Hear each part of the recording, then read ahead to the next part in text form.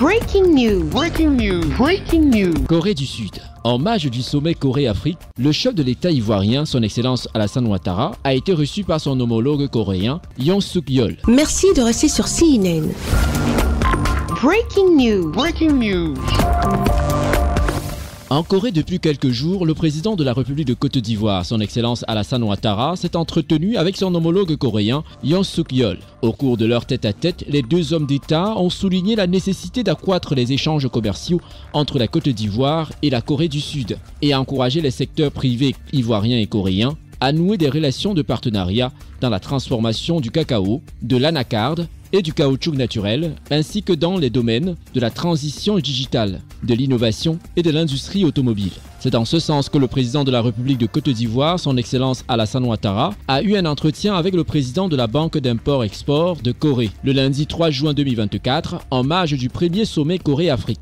La Banque d'import-export de Corée tient à accompagner la Côte d'Ivoire dans l'amélioration du cadre de vie de tout le peuple ivoirien, surtout dans le domaine de la médecine pour le traitement du cancer. Il a répondu avec le fonds de EDCF, il va l'aider pour réaliser sa rêve dans plusieurs domaines. Et il a aussi mentionné le centre du cancer qui est dans l'étape de réalisation finale.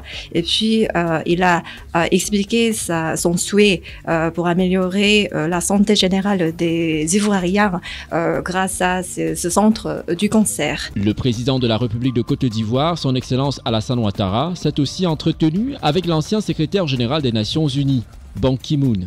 Je suis très heureux de rencontrer le président Alassane Ouattara ici en Corée. Les Ivoiriens ont élu le président Alassane Ouattara à la tête du pays.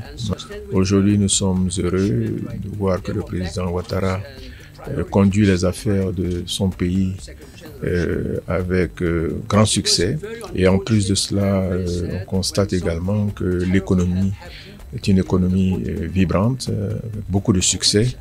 Et je voudrais lui dire toute notre fierté et dire que nous sommes heureux qu'il puisse être à la tête de ce pays, de conduire de façon si prospère son pays. Une occasion pour le président Alassane Ouattara de témoigner de sa gratitude à l'ancien secrétaire général des Nations Unies pour l'immense travail abattu en Afrique et en Côte d'Ivoire en particulier. Je lui ai indiqué que nous lui devons beaucoup, qu'aujourd'hui la Côte d'Ivoire est en paix, l'économie marche bien et les Ivoiriens sont réconciliés.